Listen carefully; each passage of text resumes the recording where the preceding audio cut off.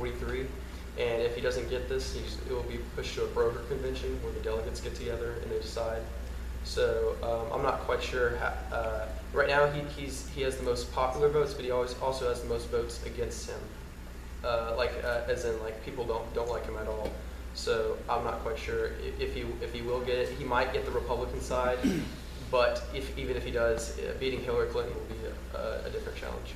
I really don't think he'll win the nomination on the first ballot if it does go to a brokered convention, like Justin said. He has almost zero support from the Republican Party, their foundation. If it does end up going to a brokered convention and he does get it, it may not be for quite a while after that.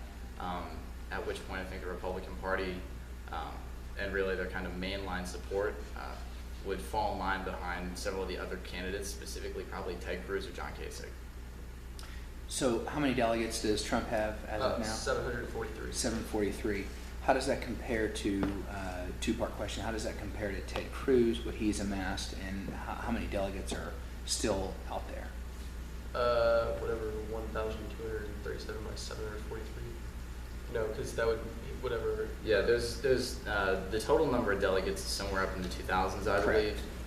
Ted Cruz has, I think it's close to 500. I'm not quite sure what it was after Wisconsin. Ted Cruz has how many? 545. Okay. Yeah, so a fairly close second place, which again is why I don't think he'll win on the first ballot. So how many delegates are still up for grabs? And you got the next big state for a primary is Pennsylvania.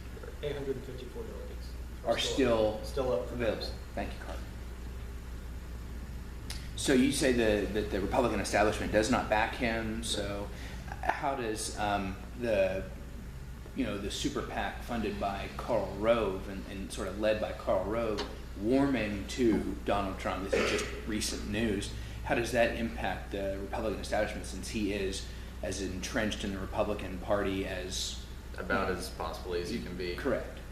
He is starting to garner more support from the Republican establishment just because it does look like there is a chance he could win on the first ballot and get the nomination.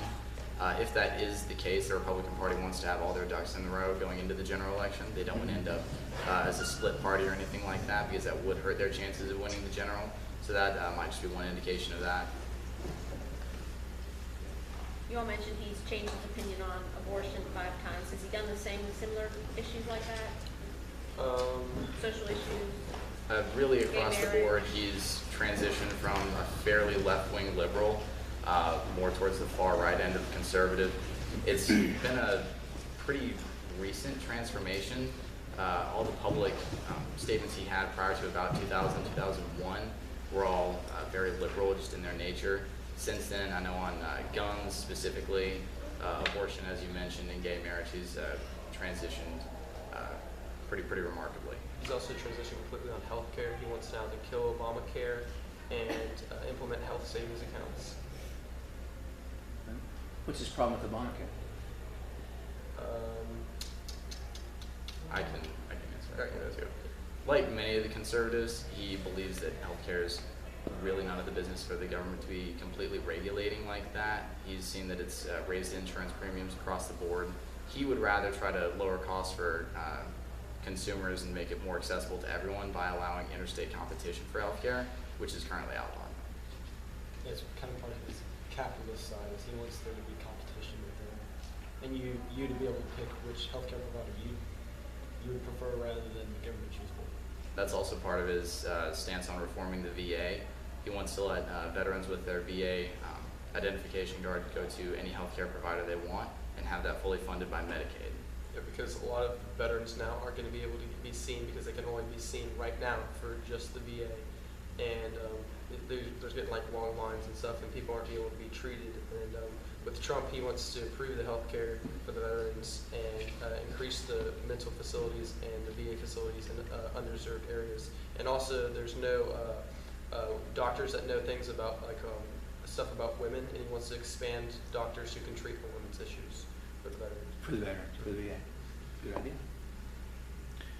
Andrew mentioned his position on gun control's changed. Justin, what is his position on gun control currently? Right now, he says that that criminals kill people, not guns, and he says that the mass shootings are due to mental health issues, and he thinks guns save lives. He's also pointed out in a recent speech he's given a couple days ago, he said that if the people in France, a couple people in France had the guns and during the attack, that the attack might not have happened.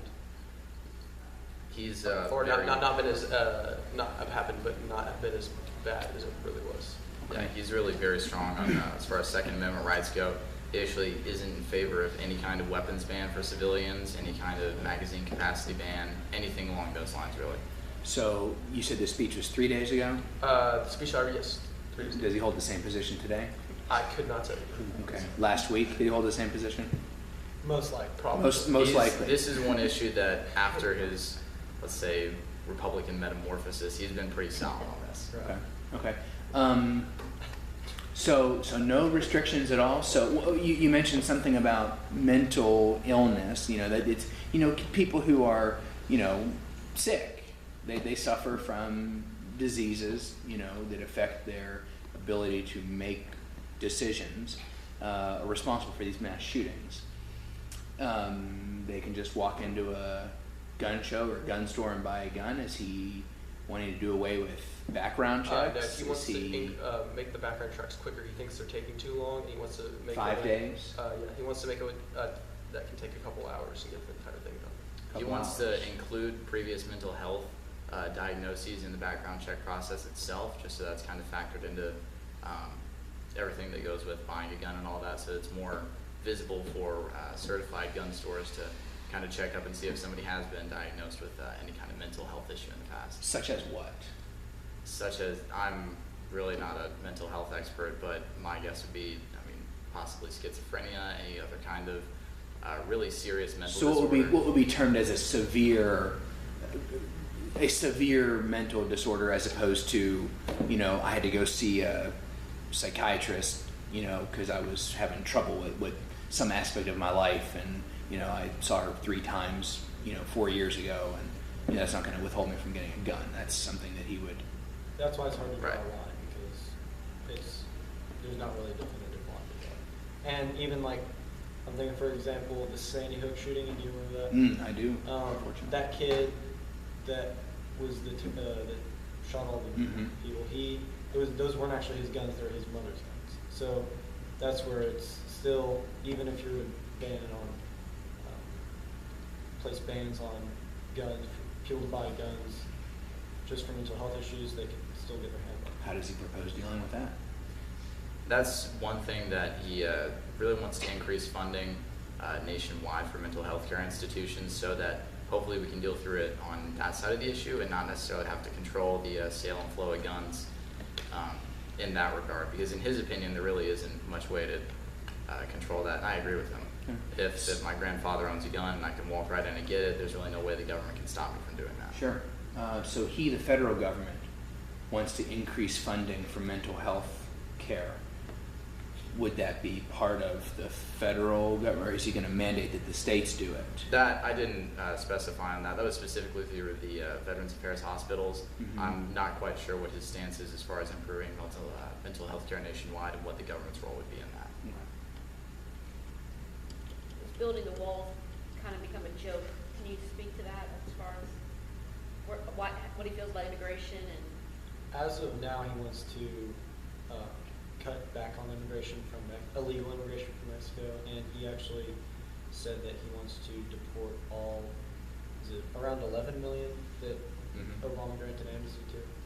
He said he wants to deport all of them, which is not easy, but he thinks he can do it, so. The wall for him is really meant to keep out as much of the crime that comes along with illegal Mexican immigration as he can. In terms of the construction of it, he has maintained several times that Mexico will in fact pay for the wall whether they want to or not. In previous speeches going back to around September of last year, he had also proposed posting permanent patrols of Predator drones on the Mexican border, if in fact he wasn't able to get the wall built. I find it funny that he wants Mexico to pay for a wall even if they can't, but yet how many times has he declared bankruptcy? Trump himself? 4 times, I believe. I'm not sure he can. His idea with it is that Mexicans are coming across the border and then sending money back home, and the way they do that is like sending like going to Walmart and getting like these accounts and just sending the money back. And his idea is if we build the wall, then we will not enforce that there will be background checks in order to send money back. So his idea is that the wall will be built, and the people can more people cannot come in. Just to. But he still wants to expound on that a deport little these bit. 11 million? Yes, Right. he does. Ish. Yes, he wants to increase funding and employment. And that's for going to cost about how much ICE. per person to deport 11 million people? He believes that any cost associated Or is with Mexico going to pay for that also? that, I'm not sure. his Because the answer to reason that. why those people are coming here is because the Mexican economy isn't that great. Right. Okay, so unless they, His opinion is that the rest of his policies, specifically the almost $10 trillion in tax cuts he's proposed, will sufficiently boost the United States economy to pay for not just the wall, but any costs. Well, we're not paying for the wall. Never mind. Any costs associated with deporting illegal immigrants. so we have a negative 10 trillion, and we're going to take from that negative 10 trillion and pay for people. He believes that the negative 10 trillion will boost the economy past 10 trillion. In this regard, I actually do agree with him. This is supply side economics. He believes as we cut not only income taxes, which is part of the 10 trillion, but additionally lowering the corporate income tax rate to 15%, that will boost production and employment in the United States. Businesses will be able to hire more people, more businesses will be created, creating more jobs. So Because we're going to have to hire a whole lot of people to replace the Mexicans Which you would and, think is a and good Latin thing. American You people, would. Hispanics who are here, working these jobs that Americans don't want to work, and B, are going to demand a higher union wage for. I mean, who's going to be doing, I mean, I'm going to be stereotypical here, but to draw my point, who's going to be doing the landscaping? Who's going to be doing the roofing? Who's going to be doing the construction work? Who's going to be doing the, mucking horse stalls? Who's going to do the picking onions in 115-degree heat in Arizona? Is, an American going to do that? He That's would his say- goal. He would say that he thinks Americans should do it, or that those Mexicans should then just come back in legally, pay their taxes, and be legal citizens, and then they can go back to their job or whatnot. His primary goal is American employment, whatever that happens to be in. So somebody that's getting a welfare check, who has an iPhone and a wardrobe more full of clothes than most Americans, and any other amenities that you want to throw in there, they're going to give up their welfare check to go pick onions in Arizona. I don't know of any specific case where those are that's the exact situation, but What's he going to do to welfare then? How is he going to reform welfare to kick somebody off of their couch and into the field? one of his platforms is to try to remove as much welfare fraud as possible. Remove the fraud.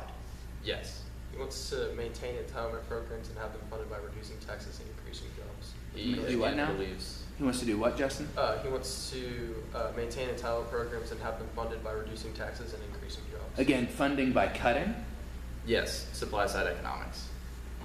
As we How'd lower the that tax work? rate How'd that work in the 80s? with Reagan. Exactly.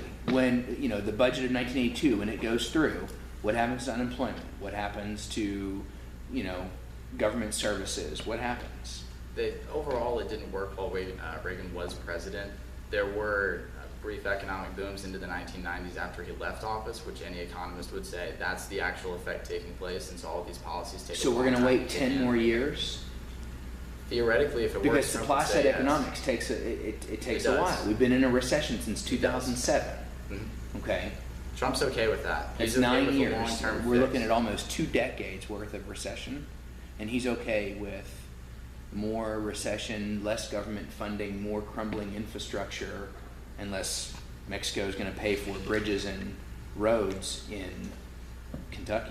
I don't think he's gone quite so far as to propose that, but his opinion would be that if these policies were implemented and if they were kept up over a long course of time as they should be, that the cumulative effect would be a net gain for the United States, even if it does take place in the long run. Isn't that kind of problematic though? Because assuming he gets elected, implements this, and then gets reelected, we're still not seeing results by the end of his tenure. And couldn't someone else come in and just wipe it out? They absolutely could. That's just part of the democratic nature of the United States. But he believes that that wouldn't have as beneficial of a long-term effect. The long-term effects wouldn't be as beneficial as his plan. He thinks it'd be a short-term fix, not a long-term fix. Doesn't realize how much it really takes. This again does just kind of show that he's not an economist. He's not really even a businessman. He inherited almost $70 million, and then what he did after that, after his father's death, really, once you start out with that much money, it doesn't take an inordinate amount of skill to increase that even more. There are actually, his tax returns from 2013, he received a tax credit from the state of New York only given to married couples making annually less than $500,000. So this whole image of Trump as worth $4 billion and owning half the world may be completely fabricated.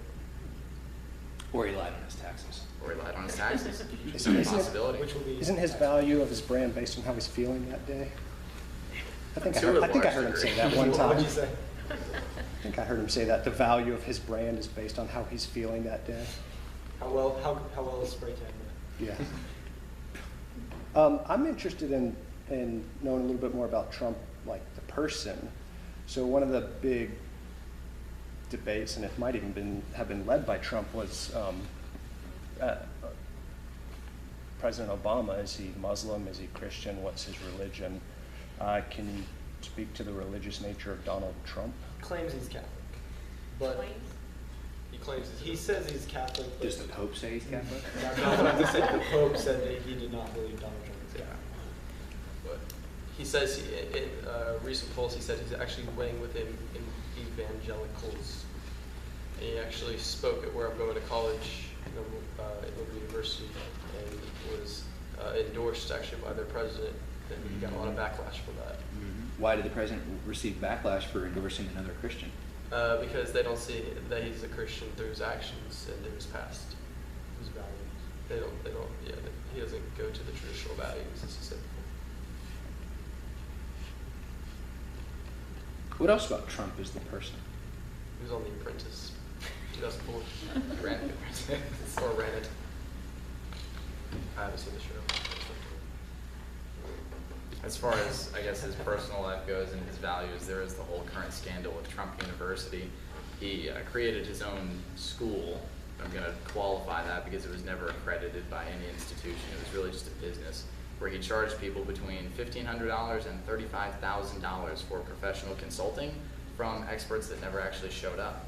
In many cases, people paid their fees and I guess their tuition to this fake school and never heard anything back. So as far as him as a man of integrity, I'm not sure how much I believe in that.